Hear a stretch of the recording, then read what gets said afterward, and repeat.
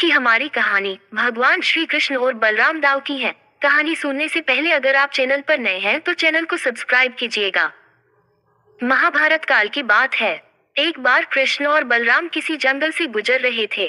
चलते चलते काफी समय बीत गया और अब सूरज भी लगभग डूबने वाला था। अंधेरे में आगे बढ़ना संभव नहीं था, इसलिए कृष्ण बोले, दाव हम ऐसा करते हैं कि अब सुबह होने तक यहीं ठहर जाते हैं। सुबह होते ही हम अपने मंजिल की ओर बढ़ चलेंगे। बलराम बोले, पर इस घने जंगल में हमें खतरा हो सकता है। यहाँ सोना उचित नहीं होगा, हमें जागकर ही रात बितानी होगी।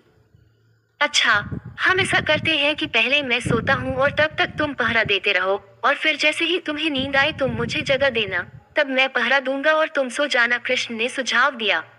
बलराम तैयार हो गए। कुछ ही पलों में कृष्ण गहरी नींद में चले गए और तभी बलराम को एक भयानक आकृति उनकी ओर आती दिखी। वो कोई राक्षस था।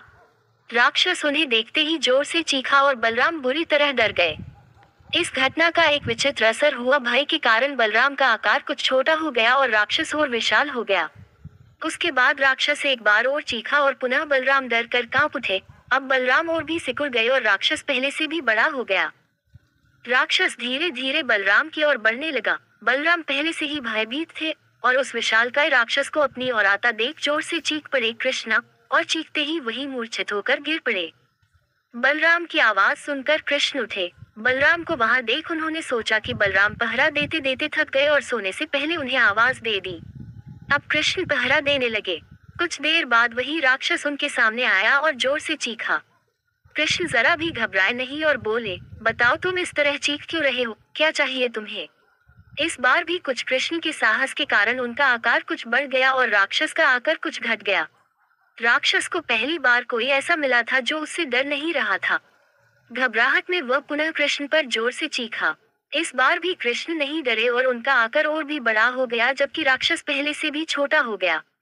एक आखिरी प्रयास में राक्षस पूरी ताकत से चीखा, पर कृष्ण मुस्कुरा उठे और फिर से बोले, बताओ तो क्या चाहिए तुम्हें? फिर क्या था, राक्षस सिकुड़कर बिल्कुल छोटा हो गया और कृष्ण ने उसे हथेली में लेकर अपनी धोती में बांध लिया और फिर कमर में खोंस कर रख लिया। कुछ ही देर में सुबह हो गई। कृष्ण ने बलराम को उठाया और आगे बढ़ने के लिए कहा।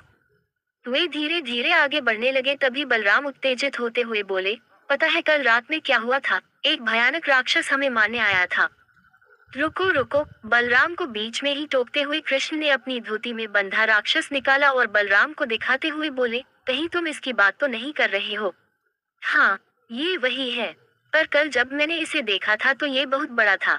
ये इतना छोटा कैसे हो गया? बलराम आश्चर्यचकित होते हुए बोले। कृष्ण बोले, जब जीवन में तुम किसी ऐसी चीज से बचने की कोशिश करते हो जिसका तुम्हें सामना करना चाहिए, तो वो तुमसे बड़ी हो जाती है और तुम पर नियंत्रण करने लगती है। लेकिन जब तुम उस चीज का सामना करते हो जिसका सामना तुम्हें करना चाहिए, तो तुम उससे बड़े हो जाते हो और उसे नियंत्रित करने लगते हो। दोस्तों, ये राक्षस दरअसल हमारी जिंदगी में आने वाली चुनौतियां हैं। अगर हम इस चुनौतियों को टालते हैं तो ये और बड़ी होती जाती हैं। आखिर में ये हमें कंट्रोल करने लग जाती हैं। इसलिए हमें इनका साहसपूर्वक सामना करना चाहिए ताकि हम उन पर काबू पा सके। इस प्रकार चुनौतियों का डट के सामना करने से वो छोटी सी हो जाएगी, जिससे हम आसानी से उन पर नियंत्रण कर सकते हैं और सफल हो सकते हैं।